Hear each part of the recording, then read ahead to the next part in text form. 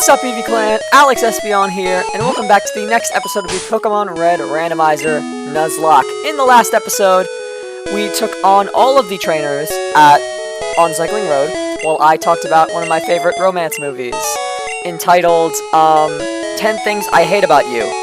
In the actual episode, I think I said, it was called 10 Reasons Why I Hate You, is what I think I said it was, but it is actually 10 Things I Hate About You.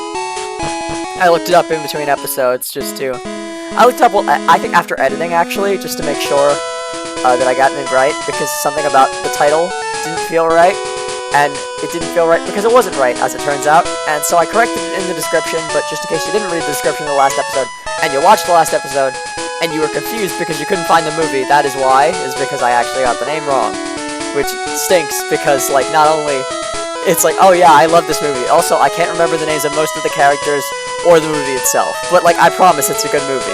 But, anyway, that is not, like, the important, no, what was important about the last episode? What was important about the last episode is getting through Cycling Road, testing out our bike for the first time, really, and, getting some levels on Albert, our Gengar, who was the newest member of the team.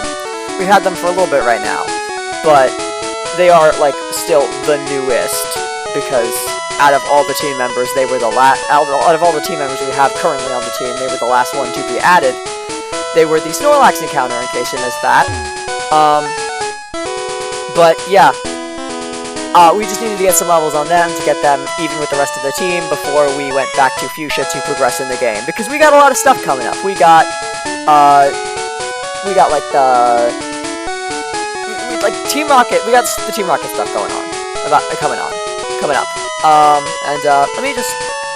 And now I gotta find my way back to Saffron. But I'm now realizing that I can just, like, fly there, right? Because I got Fly. I got Fly for a reason.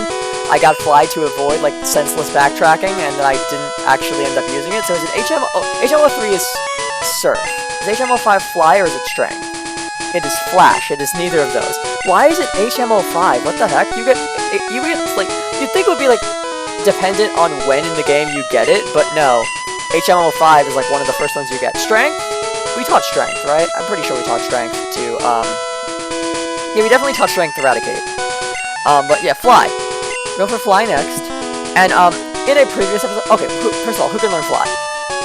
Carly, which is the Eradicate, Alice, which is the Haunter, Albert, which is the Gengar, and Andrew, which is the Jolteon. I mean, only one of these is a physical attacker, and that's Carly. So, I mean, it's nice to have coverage. It's nice to have things besides normal type moves. But, like, what do I get rid of? Let's see. Let's take a look. Strength, Leer, Swift, Bite.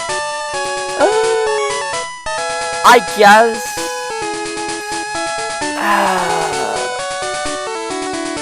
This is, like, the best choice. Like, this is the Pokemon that would have Fly, that would be able to do the best with Fly. Like, this is the Pokemon that could best use it on our team. But they already have such a good moveset that I don't really want to mess with it. And, like, Bite absolutely is, like, helpful in more situations than Swift, because Swift and Bite are the same base power, but Bite flinches, and Swift never misses. And, like, flinching is definitely helpful in more situations than never missing. But I also don't want to be the guy. I also don't want to, like, for those situations where I really need a move to hit. Like, I don't want to get rid of Swift. Even though it's, like, only comes into play in, like, certain very specific situations, I want to be ready for those very specific situations. So I kind of don't want to get rid of Swift. I think we're getting rid of Leer. I really want coverage of some kind on Carly, but, I just don't want to get rid of any of those attacking moves, so I'm just gonna get rid of Leer. I think that our other Pokemon we have can already have ways of lowering defense, so I'm just gonna get rid of Leer and hope that other Pokemon either have Leer or other Pokemon on the team either have Leer or have a move that serves the same purpose.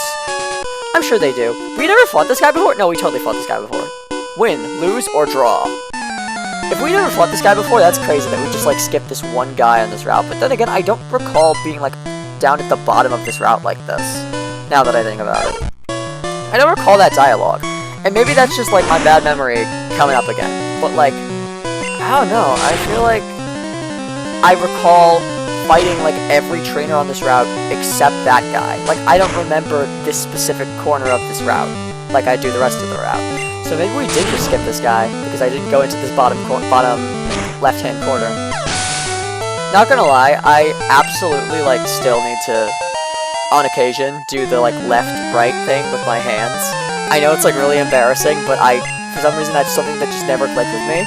Like, to this day, sometimes I just can't recall what my left from my right. Like, it's a very helpful skill to have. You need that, like, and like, I can imagine just, like, someday I'm gonna be like, I can imagine just, like, someday someone's gonna be like, yeah, my house is just down that block, take that left, and then I take a right, and they're like, what are you doing? And I'm like, whoops. Like, I could just imagine that scenario playing out in my head, because it's so weird, just sometimes I just have a brain fart, and I don't know my left from my right, and I have to do the thing with my hands, but, atcha, didn't go my way. Atcha? Is that what is he saying? Is that like something? Is there like an apostrophe there? Or is it that kind of thing where like cut off a letter? It's like catcha, but with like because of his accent, you can't hear the C. Like, what does atcha mean? It's like a chew, but like he's slightly different. I don't know. Is it like doing a weird sneeze? But yeah, we have okay, so we have Silph coming up. And I was debating with myself, about a little internal debate, about whether I should do Silph or, the Fighting Dojo first. Because the thing about, Saffron City is that there's no fighting type gym leader in this game. However, Saffron City does have a fighting dojo in which everyone has fighting type Pokemon. So that sort of is like a stand-in. Acts as like a sort of stand-in for the fighting type gym. And, what town is this? What town am I in? But, like, actually, though. Oh, I'm in Saffron right now, huh? I've never gone from this direction. But, like, I could tell by the amount of Team Rocket members there are that I must be in Saffron. Hold on, let me just check. Because I was just talking about the fighting dojo. So, if there is a fighting dojo next to the gym, yes, okay, there are two things that say gym. But one of these is not actually the gym. One of these is the fighting dojo. You see, this is the gym. The one with the Team Rocket member standing in front of it. And when we talk to him, he says, "Get out of the way!" And that's because, in order to get into the gym, you need to do the Silph stuff first. But, alternatively, before I do the Silph stuff, I could do the Fighting Dojo to gain a little bit more XP. Overall, I just decided today in this episode, I'm gonna start with Fighting Dojo. I'm gonna start with the Silph. I'm just gonna start with Silph, and then if I need more levels before Sabrina, heck, even if I don't, I'm gonna do Fighting Dojo later. I don't know, I just want to, like, actually get on with the story, because I feel like the last few episodes have been, like, just trainer fight after trainer fight after trainer fight with no real plot. So I want to, like, sort of split it up a little bit more. But, I talked about Mr. Psychic's house before, yeah. In the last episode, I was like, oh yeah, Mr. Psychic's house. I better keep in mind that that's there, because I want that TM. Psychic would be really helpful. But then I realized in between episodes that, it's randomized. TMs are randomized, so, he's not going to give me Psychic. But hey, maybe he'll still give me something good, so here we go. Wait, don't say a word. You wanted this. I wanted TM29, apparently. TM29 is acid. Dang it, you spoiled the surprise. I was spamming A, and then I talked to him again, and I was about to check, and I was gonna be like, oh wow, I wonder what it is, but no, I just talked to him again, and then he told me. Boo! Come on, Alex, what the heck, you spoiled your own surprise for yourself. But, yeah, I think Silph will take, like, a couple episodes, and I've been wrong about these things before, but genuinely with Silph I think it will, because Silph is long. Silph has, like, 12 floors or something crazy like that. Like, the original Team Rocket base is, like, no problem. Team Rocket Hideout, it's like, okay, 3 floors or whatever, and it's, like, a couple things locked behind metal doors or something, but it's, like, it's not that crazy. It's not, like, a huge amount to do. It just feels kind of, like, confusing, because there's like a lot of locked doors and stuff and different paths to go down, but like there's only 3 floors really. Like it doesn't take that long. Silph is an entire other beast. Like Silph is long. I am one of the 4 Rocket Brothers. Okay, so, and something that I just realized that is going to make this whole thing a lot harder, is that in this version of the game, in the original Pokemon Red and Blue, it's not like Fire Red and Leaf Green or Let's Go Pikachu and Eevee, where every time you enter a new floor, every time you go onto a new floor, every time you switch floors, it tells you which floor you're on. In this one, I will be teleporting all over the place. I'll be teleporting all over the building, and I'll be like I'll go from this floor to that floor, and I will have no idea what floor I'm on now. I'll just be going from floor to floor, not knowing which floor I'm on ever, because I don't have that thing in the top that pops up in future games telling me what route I'm on or what area I'm in. That sounds actually kind of terrible, because then I feel like did it even do that actually? Now that I think about it, it might not have even done that. It might have just said Silph regardless of what floor you were on. Or maybe it just those things never popped up in the first place, because you were just always in Silph and that wasn't changing. I don't know. Regardless of whether in the future games it actually said what floor you're on when you got teleported to a new floor,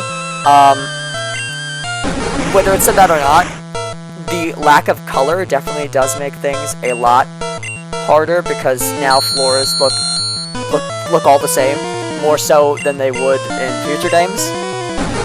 So I think it's gonna be hard for me to figure out what floor I'm on, and whether I've already fought the trainers on this floor or whatever. Because okay, Silph is what makes Silph really confusing is okay, if the teleporters teleported you if the teleporters were the ones in the gym, where it's because basically the gym in this city also has teleporters, and I never really made that connection, but now that I think about it, that is kind of odd. Is Sabrina working with Team Rocket or something? Because she also has teleport pads. But anyway, what I'm trying to say is that the gym has 1 floor, and so you're just teleporting around on 1 floor, and it's a very basic thing of okay, I'm gonna teleport over here, I'm gonna teleport, and this one teleports me over here, this one teleports me over there, and you could sort of see through the wall where you might be teleporting from. You could sort of identify hey, this one teleports me to that one. You could see where you might be teleporting. You know all the directions where you could possibly be teleporting. You can plan out, you can look at the room and be okay, there's this room over here. If I step on that one, it's gonna teleport me over to that room, and if I step on this one, it's gonna teleport me over to that room. The difference is, oh brothers! The difference is that with Team Rocket's base here, they just teleport you from floor to floor, and it goes it's cross-floor teleporting. You're causing us problems. So with one second you're on floor 1, and then the next and then you step on a teleport pad, and then the next you're on floor 6, and then you step on another teleport pad and you're on floor 5, and it's so much more confusing when you can't internalize where the next teleport pad might send you. If it was just if it's just okay, this floor 1 is gonna teleport you to another floor 1. It wouldn't be really confusing. But it adds to the confusion of the whole thing, the fact that you're teleporting through all these floors. But yeah, and then we have this these spots where it's there's so many where you just teleported to a space where you have so many teleporters to choose from, and then it's okay, you go on one teleporter, and then you're oh, all right, this one didn't leave me any more interesting, so I better try another one. And then you just sort of you're trying all these teleporters, and then you forget which ones you tried already. There are just, not only is it difficult because, you're teleporting across floors, but also it's difficult because there's just, so many teleporters to choose from. But yeah, because it's confusing, and because it's just, a lot of trainers, Silph has a tendency to be very time-consuming. And I think this might honestly take longer than Rock Tunnel. Huh? I lost? Because that's the other thing in this series where I was Rock Tunnel's gonna take forever, and then it really didn't, but genuinely, I think I'm right this time. I think this will legitimately take longer than Rock Tunnel. It's off limits here. It's off limits here. Go home. And like, with this, with Rock Tunnel, I know I did like relatively long episodes, but with this one, I don't know if I'll be doing episodes that are that long, just because like I'd like to split it up a little bit more, because I know I haven't posted like a lot of videos lately. I've been skipping a lot of uploads, and I'm like, I say I upload every day with like an asterisk, because I really don't. I try my best to, but some days I'm just not feeling it, some days I just can't because I'm busy. But like, since I've been missing out on uploads lately, I think it's better to like record a few short episodes, just to make sure that I'm getting episodes out, rather than like record a long episode and then make you wait longer. Like, I'd rather give you something than nothing. And like, if I'm recording really long episodes, then there's a chance I'll be giving you nothing. Especially when YouTube uploads are taking like forever. Like, I know that the last episode I recorded, literally, the last episode that went up literally took 2 days for me to upload. Just because I like, it was just like, I got home and then I started uploading it. And I was uploading and I kept the computer on until like 11 o'clock. It's like from 6 to 11, I left the computer on. And then I was like, okay, I'm going to bed, and so the computer shut off. Because, you know, if you don't have like a way of keeping the computer on, then it just shuts off, and then it's not uploading. But like, then I woke up the next day, and I had to like go somewhere and do something, and like, you know, stuff, I'm busy. But like, then I got back home, and I had to like, and then I like spent like another 4 hours uploading, and it's like, it is a 40-minute episode. Why is this taking like almost 9 hours to upload? It's crazy. I don't get it. And like, some videos take like so short of a time to upload, and I like plan around, and when I plan out like, oh, I'm gonna upload this many episodes today, or oh, I'm gonna upload an extra episode tomorrow to make up for that, to make up for lack of uploads. I plan around the idea that I'll be able to, that YouTube will let me, but sometimes it just doesn't. Sometimes the episodes take just like 8 hours to upload for some reason. Sometimes it takes like 40 minutes, and I can plan around, and like, if it's gonna take 40 minutes to upload an episode, it's like, fine, okay, I could probably upload multiple episodes today. But if it's gonna take but if it suddenly takes 8 hours, then it's like, well, there's not really much I could do here.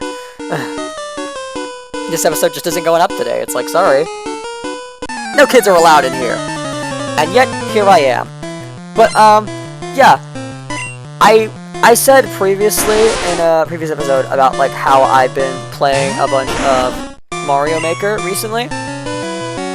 And, I used to play a bunch of Mario Maker. I obviously never had a Wii U. As I said, I never had a Wii or a Wii U. So my original experience of Mario Maker was on the 3DS, and I know I played the heck out of that. And then, my brother also played a lot on the 3DS.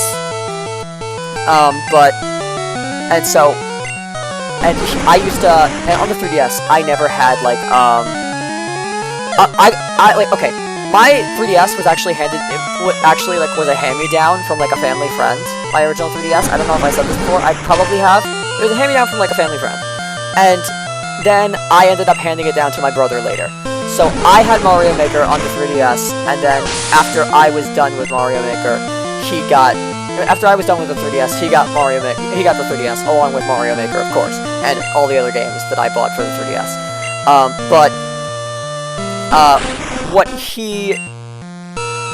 The thing is that back when I had a 3DS, my mom didn't actually, like, I wouldn't say, like, she didn't allow me to go on the internet with, like, the 3DS, but, like, she didn't tell me how. Like, it was never a thing that I thought I could do. Like, it was never a thing I had access to. So back when I owned a 3DS, I didn't use the internet at all. So I just sort of made levels, like, for the sake of making levels. I wasn't making them for anyone. I wasn't making them to, like, post anywhere. I wasn't making them to actually, like, upload to the internet, to, like, online. I was just making them because I had fun making them. And sometimes I'd have my brother play them, but most of the time I just make them for the sake of making them, and no one would ever play them. They were just made, and I liked making them, so I made them. Tough! But, like, obviously when by the time my brother got the 3DS, he had, he knew, like, how to use the internet on it. And so he actually, I don't know if he actually uploaded many of his levels, but he definitely did play, he definitely did use the internet, and, but, like, I feel like the majority of his levels, I actually ended up playing. Like, I don't think he uploaded a lot of his levels. I think that honestly, he wasn't very, like, happy with, like, I feel like he didn't think his levels were complete is the thing. Like, he'd just sort of, like, have an idea, and then, like, make like, a little boss fight segment out of it, make a little boss fight segment or a little parkour segment, but, like, he never really made, like, full levels. He'd just be like, Alex, hey, look, Alex, look what I made, try this, and I'm like, okay, yeah. But, like, none of his levels ever seemed like complete levels, and I don't know if he ever thought they were complete levels, but I feel like he never uploaded any of them, so I feel like that sort of, like, means that he didn't think they were complete. But, hey, kid, what are you doing here? I'm here to get, the Master Ball, actually. That's why I'm here. Because I heard that Silph is making a prototype for the Master Ball. If you ever wondered, guys, where Master Balls come from, they are not like other Pokeballs where they are made from apricorns. Well, they might be, but, like, they are not made by, like, blacksmiths, like Kurt, or in stores, like, or in factories, like the one in X and Y. Master Balls are actually made by Silph, and I guess other companies like it. Because Master Balls aren't exclusive to Kanto. That's always something I wondered about. Like, in the original games, you're shown Master Balls, and they're like, this is our prototype, it's a Pokeball that can catch anything. And it's like, okay, well, you'd think since Silph is, like, a company exclusive to Kanto, there wouldn't be Master Balls anywhere else. But there are, actually. And so that's kind of weird. It's something I think about quite often, but, I never really thought of an answer to it. Like, is it just a I guess the most common answer is, like, I always thought of the question, but I never really thought about an answer. Like, but I guess it's just like, okay, maybe they're just, like, a global company. Or, like, I guess there are two possible answers. It's, like, either Silph is a global company, and they ship their Master Balls to all regions, or other regions found ways of making Master Balls. Like, maybe it was originally a Silph thing, and then word got out. It's, like, it's such a interesting idea, because it's not just Master Balls that applies to, it also applies to, like, things like the Pokedex. It's like, you know, did every other professor copy off of Professor Oak, or like, is he selling them to people? Like, can you imagine, like, Professor Oak is, like, marketing the Pokedex? He's like, my new creation, the Pokedex, and then he just, like, put them, and then he's just, like, shipping them out to all these different regions, all these professors that need information on Pokemon. He's, like, shipping out Pokedexes. Because Professor Oak does make it clear, like, it is his invention. It is a thing that he has made, he has developed. And then, like, in all future games, other professors have them. So it's like, how did this happen? Unless Professor Oak is, like, unless they, like, either copying his idea, or, like, he's shipping them out to other professors. Which honestly would be really smart, because I feel like that makes a lot of professors' jobs a lot easier. Like, all of a sudden they're no longer recording things on paper, like the times of with Legends Arceus. Like, now they have a device that, like, stores Pokemon information, and then if it's like the anime, I don't know if the games are like the anime in this respect, but if it is like the anime, then a robotic voice reads it off. Like, you don't even have to read. Like, the Pokedex literally just tells you the information. That's so cool. Obviously, the player has to read. Frankly, I wish that, like, it was actually like that in the video games, kind of. Like, can you imagine if there was a button that you could press, like, just, like, when you open up your Pokedex and you go to a Pokedex entry, like, you press the A button, and then it, like, reads out the Pokedex entry to you in, like, the Pokedex voice. Like, this Pokemon is very fast. Like, if you watch the anime, you know exactly what I'm talking about, like, the Pokedex voice. It is, like, a robotic voice that is, like, kinda nerdy, and it's, like, Ash never has to read, basically, is what it means. Like, basically, he opens up the Pokedex, and he, like, scans a Pokemon, I guess. I don't quite remember.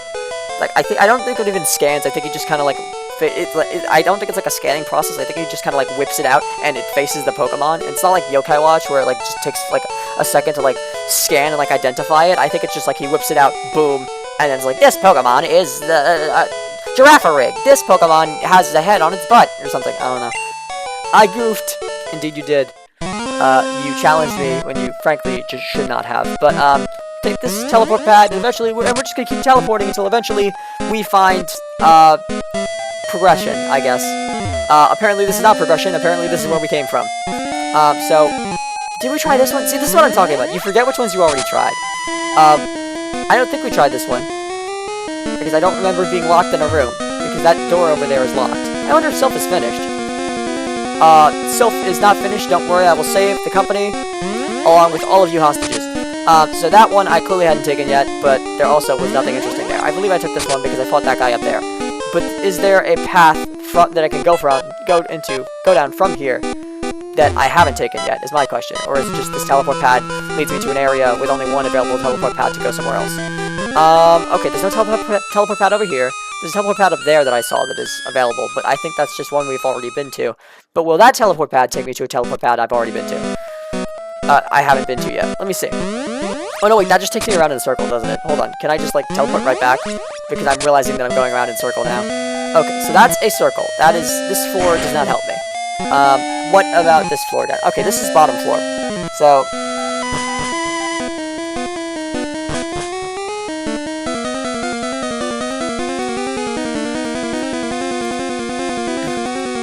excuse me, I had to drink some water real quick. And burp! I'm sure you heard it. That one was pretty loud. Oh wait, so this is back on this floor. But... Eek! No! Stop! Help! Oh, you're not with Team Rocket? I thought... I'm sorry. Here, please take this. And I don't have any room. Fantastic. A message box I'm quite familiar with by this point. Okay, so what can I get rid of here? Acid. Let's see if anyone can learn acid, because I remember TM29 is acid. My memory is bad, but it's not that bad. Honestly, I'm surprised I remember that. Who would make good use out of acid? I think Alice. Alice is a poison type. That's some stab. And they already have ghost type stab. I guess they don't have good ghost type stab, do they? Because Nightshade is like stab, technically, but it's not like stab that actually stabs, you know? It doesn't have an the same type attack bonus. Because, like, technically it should, but it does the same damage every time, so it doesn't matter. They have Leer, which is... I mean... Okay, the thing is, Dream Eater and Hypnosis, we need both. And so that's kind of a pain in the neck when you have a move that essentially takes up 2 slots on the moves, because you need the other move you need one move to make the other move work. And so that is kind of limiting our abilities here.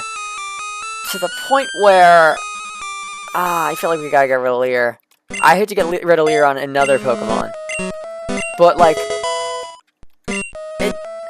I'd rather have actual stab that works, but at the same time I also don't want to get rid of Nightshade because it's nice to have that consistent damage regardless of like how many times they've boosted their defense. Does anyone else have Leer? I feel like you would have Leer. You do have Leer. Okay, so now I don't feel as bad about getting rid of Leer on 2 other Pokemon because we still have it on this one. But anyway, Eek, no, stop, blah, blah, blah. I already read your dialogue. Please give me whatever you have to give me. TM36, thank you. What is this one? Maybe we can clear out another inventory space right away. Boot up a TM. It is Comet Punch. I'm sure I've already gotten this one, actually. But, it just says ×1, so clearly if I did already get it, but... Oh wait, I did already get it, and I already taught it to Eradicate, didn't I? Hold on. Let me just pull it up just to confirm that I'm remembering this correctly. I'm fairly sure that I already got Comet Punch and already taught it to Eradicate. I think I did, but it's just like I deleted it by now. I think I went Swift over it. Either that or Strength. It couldn't be Bite because you've had Bite for a long time. Pretty sure it was Swift though. Do you have Comet Punch? Yeah, you don't have Comet Punch, but I'm sure that someone had Comet Punch at some point. I'm sure that I got a Comet Punch TM at some point in time, and I taught it to somebody. I think it was Eradicate. Quit messing with us, kid. Because I remember I was saying, like, Comet Punch is a bad move, but out of all the Pokemon, Eradicate could make the most use out of it. I just didn't remember that sentence coming out of my mouth, or something similar to that sentence. So, So, for that reason, I'm fairly sure that I did in fact teach Eradicate Comet Punch, and I learned something else over it. Obviously can't be certain of a lot of things that I can't, like, recall a lot of things with certainty that I've done in the series because my memory is so bad, but with that specific instance, for some reason I really remember teaching Comet Punch and then forgetting it, like, not too much later. Maybe because it's just so absurd, but we are out of moves completely on Albert, which is, like, the one thing I hate about Albert is that, like, Albert will be gaining tons of XP and they'll be doing great in terms of, like, catching up with levels, and then it all just comes to a screeching halt when Albert runs out of moves. They just don't have enough PP for me to keep using them in battles. Like, they could literally take so many more Pokemon because they're doing fine health-wise, but their PP just drains so fast. It's like they could let me at him type of thing. Like they could keep on battling. They could kill like 100 more Pokemon if they just had the PP for it, you know? Like Albert is by no means done. They could take so many more. Like they could keep going. They could knock out another 50 Pokemon, no problem. But like they just don't have the PP. They theoretically could, but in practice they cannot because they don't have the PP for it. But yeah, I did recently start going back to Super Mario Maker 2, and at one point I was uploading some of my levels, but I don't upload a whole lot of them. And like I might at some point, like I feel like at some point I will upload a Super World, and then obviously that will have a load of my levels, because I have more than enough levels for a Super World right now, but I just don't have like the right selection of levels, you know? Like I have tons and tons of like certain levels taking place with like certain themes. Like I have tons and tons of snow levels, and like grass levels, but like I'm lacking in like cave sort of levels, you know? So it's like I could theoretically make a Super World, but it just wouldn't like fit with the worlds, you know? Like I have more than enough levels for a Super World, but I don't have like levels that would fit a Super World, you know? It's like I have tons and tons of levels, but are they levels that I want to put in a Super World? No, not really. Because I feel like they just don't fit like the themes of a Super World. And also some of them just feel like way too Mario Maker-y to actually be like in a Super World. Because Super World is like makes it look all professional and stuff, like an actual Mario game, and some of them are like way too, like obviously I don't want to put like a troll level in there in a Super World. Like if you want to put you want to make a troll level Super World, go ahead, by all means, that sounds awesome. But like at the same time, that's not the kind of thing I'm doing. I want to make it like a regular average Super World, like a Super World that actually feels like Mario, you know, like a Mario game, not something that feels way too Mario Maker-y. I give up. But yeah, that'll do it for this episode, guys. Thank you all so much for watching, Eevee Clan.